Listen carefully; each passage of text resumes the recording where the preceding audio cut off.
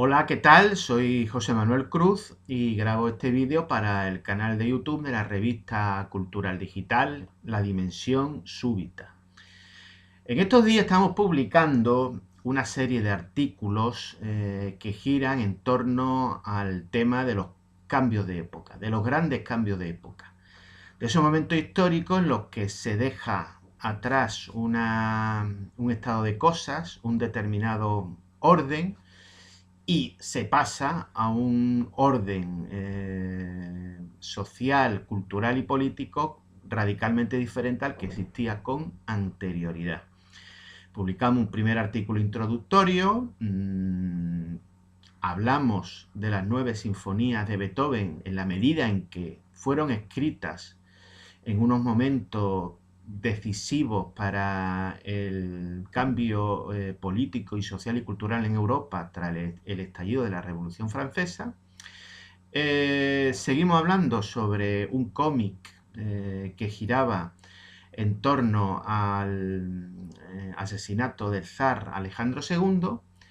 Y en el día de hoy hemos escrito otro artículo que gira sobre un libro y un autor cuyo espíritu está dominado por esa sensación de nostalgia de que todo el mundo anterior a la guerra de 1914 pues desapareció de repente. Me refiero a Stefan Zweig y a su libro El mundo de ayer, memorias de un europeo. Eh, hay que Es muy llamativo pensar, y es muy significativo pensar, cuál es el momento histórico o cuál es el hecho histórico concreto que sirvió de detonante al desplome de todo ese mundo del que Zweig nos habla en su obra. Para Stefan Zweig, ese mundo era un mundo en donde existía más libertad que la que existió después, en la medida en que el Estado, en que la acción del gobierno, en la que la acción de ideologías nacionalistas e intervencionistas estaban menos presentes en la vida cotidiana, y dejó paso a una época después de la finalización de la Segunda Guerra Mundial en el que la acción e intervención del gobierno se hizo omnipresente, coartando claramente la libertad de los ciudadanos.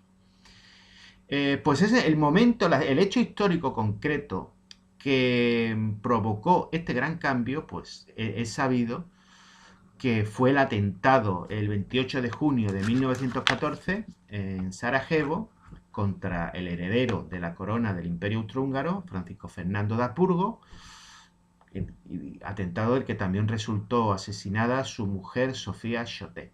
Bueno, pues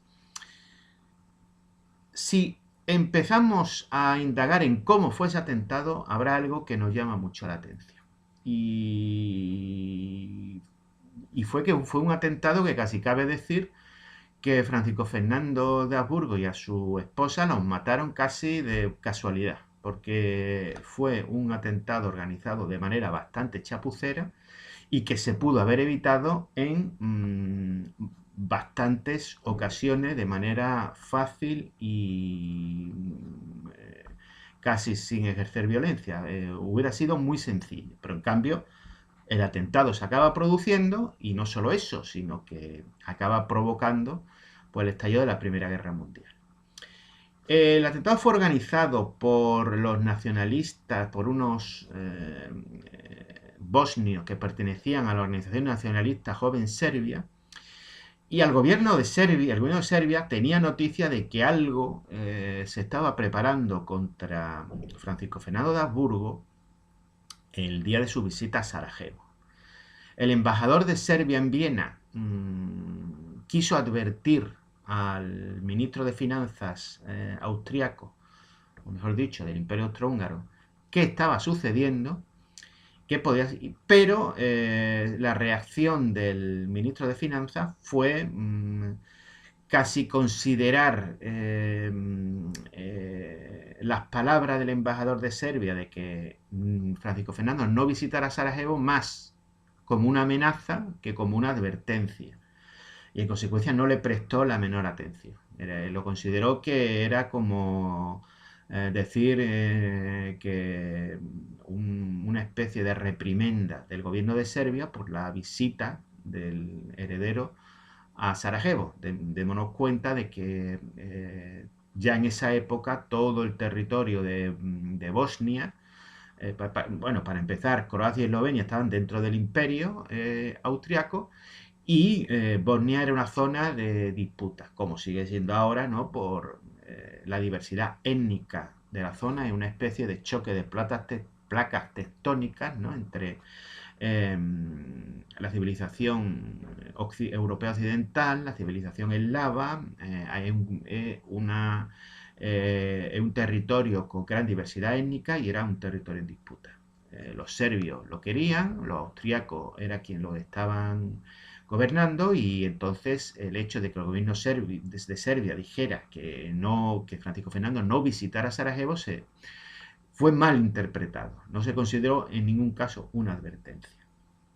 El caso es que el día del atentado hay un primer conato, o un primer intento de asesinato. La comitiva va por la ciudad.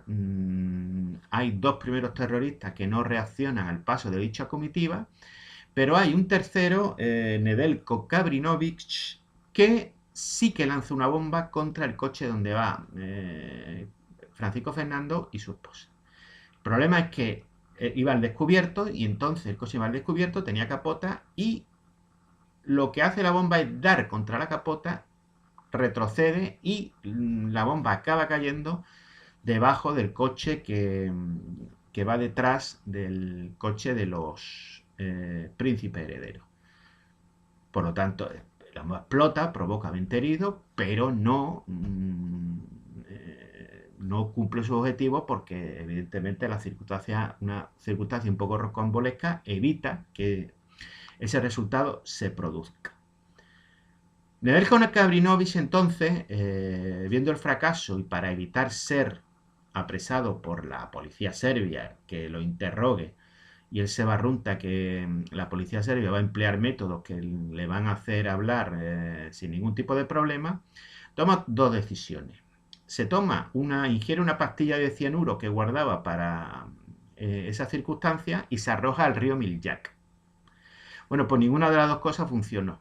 Primero porque la pastilla de cianuro estaba en mal estado, y en vez de ingerirlo lo que provocó fue que vomitó. Claro, si vomita el veneno, pues no lo ingiere. Pero es que el río tenía una profundidad de 16 centímetros, con lo cual la posibilidad de que se ahogara también era, digamos, bastante remota. Total, resultó un fracaso total la acción, y nada, la visita sigue su curso, y otro de los terroristas que estaban preparados para efectuar el atentado, pues no tiene otra cosa mejor que hacer, o no se le ocurre otra cosa que ir a una tienda de delicatessen y estar allí. Tras el almuerzo oficial en el ayuntamiento de Sarajevo, los príncipes herederos, Francisco Fernando decide que va a ir al hospital a visitar a los heridos. El coche, eso no estaba previsto, es decir, estaba completamente fuera de agenda, evidentemente. El coche va a seguir su camino, y en un momento dado el chofer cree que va a ser, entre que no estaba no estaba muy bien informado o no estaba sobre aviso de ese cambio de agenda, que no tenía muy claro el trayecto, pues no toma el trayecto previsto. En un momento dado hace un giro, y un militar que está acompañando de escolta a los príncipes herederos le dice al chofer que ese no es el camino fijado. El chofer le responde que puede volver, o que puede retomar la ruta prevista por otro lado, pero el militar insiste en que el coche se detenga y que dé marcha atrás, empieza a dar marcha atrás para volver tal como estaba prevista la ruta hacia el hospital. ¿Y qué ocurre? Pues que la calle donde el coche empieza con lentitud y trabajosamente a dar marcha atrás, es la calle donde está la tienda de delicatessen donde entró Gavrilo Princip a enjugar sus penas. De manera que Gavrilo Princip sale de esa tienda de delicatessen y se encuentra delante de él el coche avanzando lentamente hacia atrás y a los objetivos de su organización pues frente a él, con lo cual pues les disparó con una facilidad pasmosa, provocando la muerte de ambos.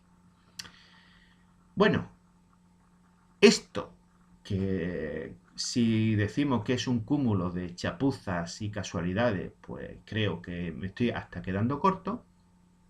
Démonos cuenta que provocó la Primera Guerra Mundial, que posiblemente provocó la Segunda Guerra Mundial, porque la Segunda Guerra Mundial fue clara consecuencia de la primera o de las heridas mal cerradas de la primera, y esto originó, según diversos cálculos, la Primera Guerra Mundial tuvo entre 10 y 31 millones de personas fallecidas, según los parámetros de cálculo entre víctimas directas, indirectas, etcétera, entre 10 y 31, y la Segunda Guerra Mundial entre 70 y 83. Es decir, este hecho casi que se produjo casi por casualidad, tal como lo he explicado, originó en los años siguientes, si vamos de 14 al 45, pues 31 años, en esos 31 años, originó entre 80 y 114 millones de muertos. La pregunta, entonces, a mí la reflexión que me suscita eso, es que si el mundo que se retrata, que es anterior a 1914, y que es descrito prácticamente en términos idílicos, si era tan idílico como para que un hecho como el atentado que acabo de describir provocara su colapso y tuviera consecuencias verdaderamente trágicas y letales para el mundo. ¿Hasta qué punto ese mundo idílico, ese mundo aparentemente ideal, no era un mundo cogido con alfileres y realmente al más mínimo soplo de aire todo el entramado se viniera abajo? Y de hecho yo creo que Stefan Zweig en esa especie de memorias, ¿no? Él habla concretamente, el subtítulo es muy significativo, Memorias de un europeo, no habla de memoria de un austriaco, no habla de memoria de un judío, habla de memorias de un europeo.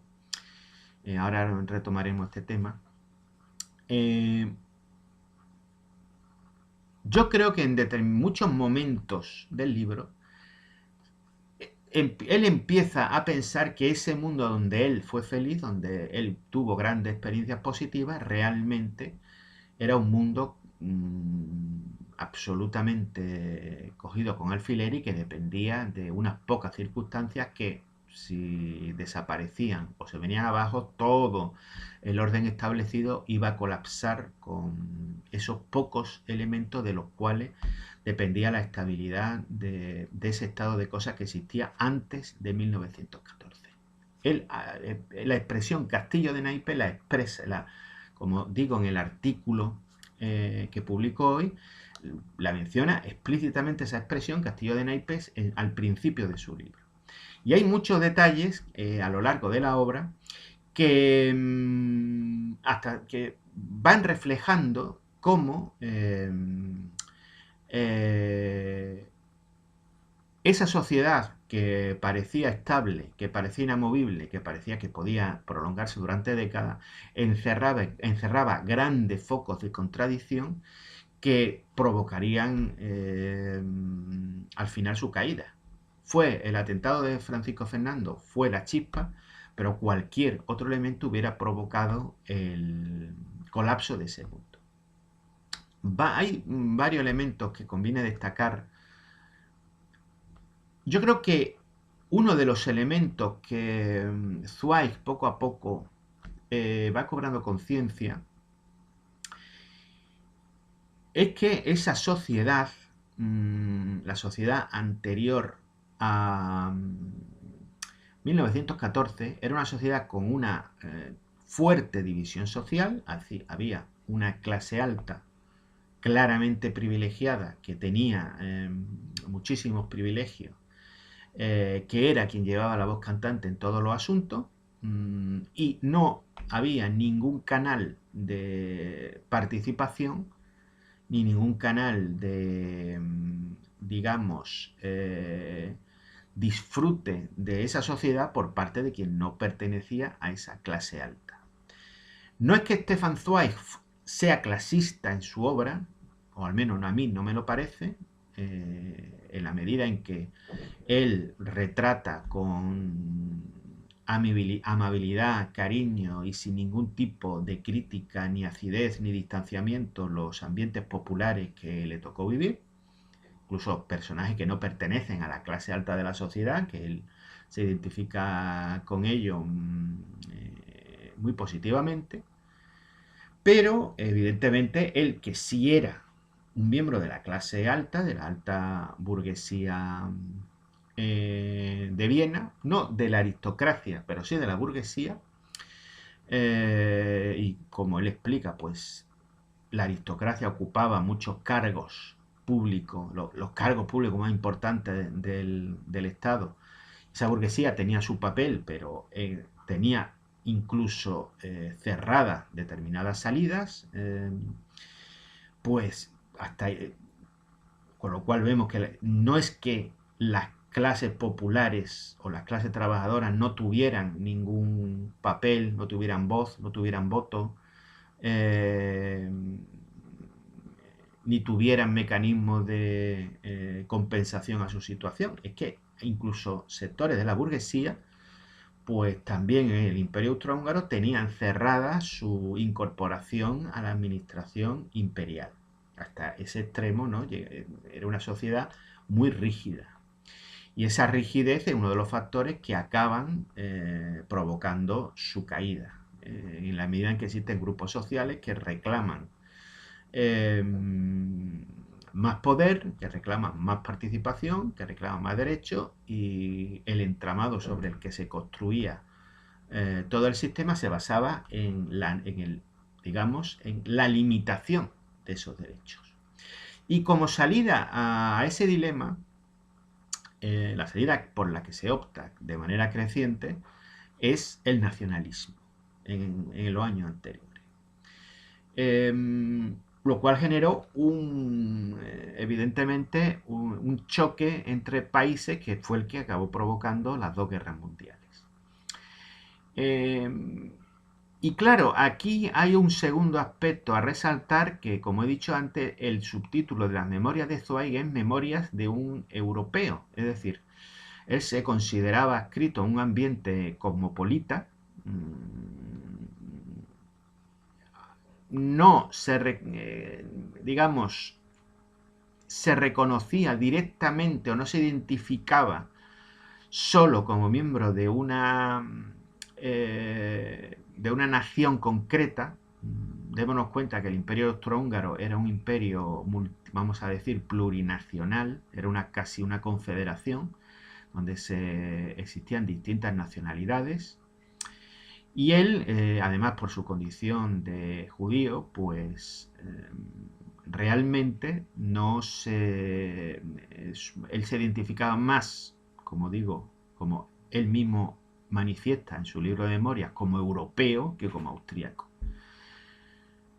Cuando eso que podía ser, que empezó a generalizarse en muchos ambientes de la Europa de la época, pero no en todos. Es decir, la cuestión es que en determinados ambientes culturales y en las clases altas podía existir un cosmopolitismo que evidentemente no podía bajo ningún concepto existir en las clases populares, porque las clases populares ni tenían la oportunidad de viajar con frecuencia al extranjero, tenían otras preocupaciones más allá de sentirse o no cosmopolitas, y evidentemente cuando se les da la alternativa a los sectores de la pequeña burguesía y a algunos sectores de la clase trabajadora, se les ofrece el nacionalismo como alternativa, lo que ocurre es que ya ese cosmopolitismo pues no es solo que sea ignorado, sino que casi es atacado y despreciado. O sea, ya frente a una identidad europea común, lo que se prevalece es la identidad nacional, y quien no se adhiere claramente a esa identidad nacional, pues es considerado sospechoso, lo cual acabará conduciendo, evidentemente, al fascismo y al nazismo de la época. Zweig, pues, es víctima de esas contradicciones, víctima de ese choque de circunstancias, y contempla impotente que el mundo en el que él fue feliz, en el que él viajó por Berlín, por Londres, por París, por España, por Italia, pues todo ese mundo desaparece. Es curioso resaltar que antes de 1914 para viajar no se necesitaba pasaporte. Es decir, no creamos que los pasaportes o similares es algo que ha existido toda la vida. Antes de 1914 el pasaporte era en general no se necesitaba para viajar por el mundo. Va a ser a partir de 1914, en virtud de la guerra, cuando los gobiernos empiecen a establecer la obligación de utilizar un documento para poder cruzar las fronteras. Y tras la finalización de la Primera Guerra Mundial, pues esos mecanismos de control se quedan ya fijados a pesar de la finalización de la guerra y están vigentes hasta hoy. Ese mundo abierto, ese mundo donde era posible tener una identidad más allá de la identidad nacional, pues se extingue a partir del estallido de la Primera Guerra Mundial. Pero claro, se extingue porque no era un mundo que tuviera una base social amplia. La gran cuestión es que había una base social minoritaria que se podía aprovechar de las características de ese mundo, y cuando ese mundo entra en crisis, pues hay pocos quienes están dispuestos a apoyar su continuidad y a defender que cambie lo menos posible. Lo que inicia un proceso intensivo de búsqueda de cambios políticos, de cambios sociales, económicos, culturales, y que provocarán la gran inestabilidad que azotará el mundo entre 1914 y 1945, y que solo con la finalización de la Segunda Guerra Mundial pues servirá para encontrar un cauce de relativa estabilidad. Cauce de relativa estabilidad que a pesar de ello pues no era tan pacífico y tan tranquilo, en la medida en que existía una guerra fría en que por un lado estaban los países capitalistas occidentales y por otro lado la URSS defendía un sistema económico socialista. Es decir, fue una época de estabilidad, vamos a decir, relativa, pero sí de estabilidad más o menos efectiva. Pero el periodo entre 1914 y 1945, un periodo de grandes convulsiones, y que evidentemente pues supuso un cambio de estructura absolutamente radical y uno de los más intensos que ha vivido el mundo occidental. Yo hablo en estos artículos que estoy publicando en estos días de tres grandes cambios de época, ¿no? Uno que se produjo a raíz del estallido de la Revolución Francesa en 1789, otro el que tiene lugar en 1914 y 1945, y me atrevo a decir que el que estamos viendo en estos tiempos, posiblemente desde la quiebra de Lehman Brothers en 2008, es el tercero. Sabemos cómo acabaron los dos primeros, estamos viviendo en la actualidad el proceso por el que se dará a un nuevo orden de cosas en un futuro más o menos inmediato y que esperemos que sea más pacífico que los dos anteriores. Aunque ahora mismo muy pacífico tampoco está siendo. Recomiendo la lectura de evidentemente, de este clásico de la literatura europea, Stefan Zweig, El mundo de ayer, Memorias de un europeo. Lo disfrutarán, es una lectura amena, entretenida. Él no utilizó profusa documentación para escribirla, sino que empleó solo su recuerdo y la memoria, lo cual transmite gran frescura y espontaneidad a la lectura del libro. Y como digo, y como recuerdo en el artículo, una vez terminado, envió el manuscrito a la editorial y al día siguiente Stefan Zweig se suicidó junto a su mujer. Señal de que él era pesimista respecto al futuro y la añoranza de un pasado que él creía extinguido, pues le llevó a no tener esperanza en el porvenir. Este fue su dramático final. Pero en este libro verán todo lo que disfrutó de la vida y también sus agudas, lúcidas y sutiles reflexiones. Muchas gracias por escucharme y hasta la próxima.